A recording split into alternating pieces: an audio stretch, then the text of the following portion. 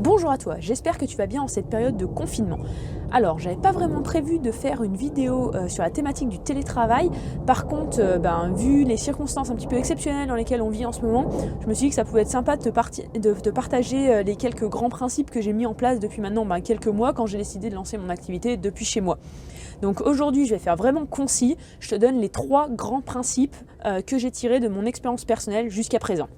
Le premier principe que j'applique pour le télétravail, c'est d'aller au travail. Alors ça peut paraître un petit peu bizarre comme conseil, mais ce que je veux dire par là, c'est qu'il faut que tu gardes tes repères spatiaux et temporels.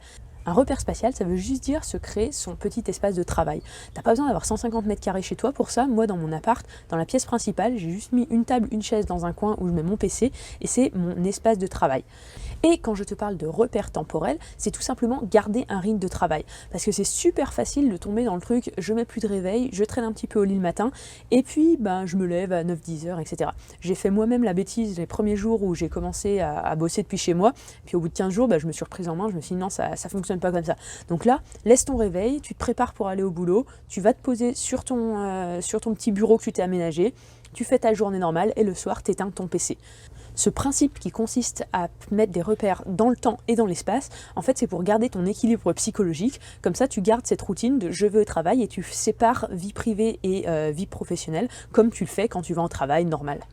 Le deuxième principe que je voulais te partager, c'est de venir organiser ta journée. Et pour ça, il va falloir te donner des objectifs. Parce que si tu te dis je travaille en télétravail pour dire que tu vas travailler, je suis pas sûre que tu sois très efficace. Donc là, en fait, en se donnant des objectifs, donc ces objectifs, tu peux les mettre en place toi-même seul, ou alors tu peux en discuter et les co-construire avec ton patron. Ça dépend vraiment de l'entreprise dans laquelle tu es. Mais c'est vraiment important de te fixer tes objectifs parce que comme ça, tu sais où tu dois aller et chaque jour, tu vas te faire un fichier de suivi pour voir où tu en es dans chacun de ces objectifs.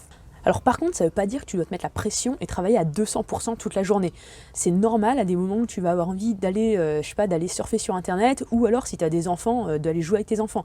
D'ailleurs, à tous les parents, franchement, un énorme bravo et énorme respect, parce que venir faire du télétravail plus de la garde d'enfants, je vous crois quand vous dites que c'est super compliqué. Donc, quoi qu'il en soit, tu vas avoir des moments où tu seras moins concentré dans sa journée et c'est normal. Il faut surtout pas que tu culpabilises avec ça. Il faut plutôt que tu compares ça avec, quand tu es au boulot, tu vas prendre un café avec un collègue ou alors tu vas faire une pause clope si tu es fumeur. Là, c'est pareil, il y aura des moments où tu seras plus ou moins productif. Il ne faut pas t'en vouloir par rapport à ça. Moi, de ce côté-là, ce que j'utilisais au début, en fait, c'est ce qu'on appelle la technique Pomodoro. C'est la technique du minuteur. Donc, je mettais mon réveil pendant 25 minutes, je programmais un créneau de 25 minutes pendant lesquels j'étais concentrée à fond et derrière, après, je m'autorisais 5 minutes de pause.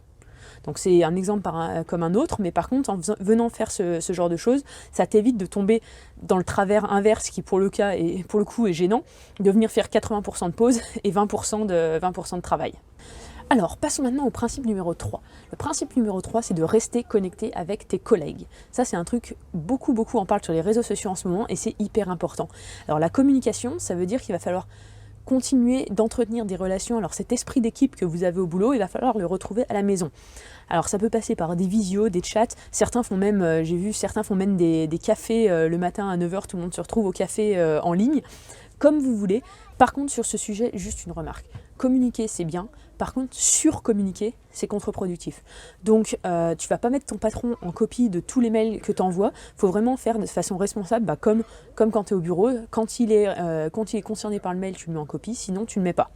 Ensuite, dans le même genre, les blagues que tu fais avec tes collègues, oui, tu vas lui envoyer quelques blagues dans la journée. Par contre, tu vas pas envoyer des blagues tout le temps et blinder de gifs tes collègues. Vraiment, c'est comme tout, il faut agir de façon responsable. Donc, continuer à entretenir cet esprit d'équipe, oui, et ça passe par des blagues, etc. Mais par contre, ne pas saturer les gens et les empêcher de travailler. Je ne vais pas m'étendre plus longtemps sur le sujet. J'espère que le message a été clair. Like si tu as aimé la vidéo. Partage-la à tes collègues si tu trouves qu'elle pourrait leur apporter quelque chose. Abonne-toi à la chaîne si tu as envie de suivre mon aventure entrepreneuriale. Et surtout, bon courage pour le confinement. Salut!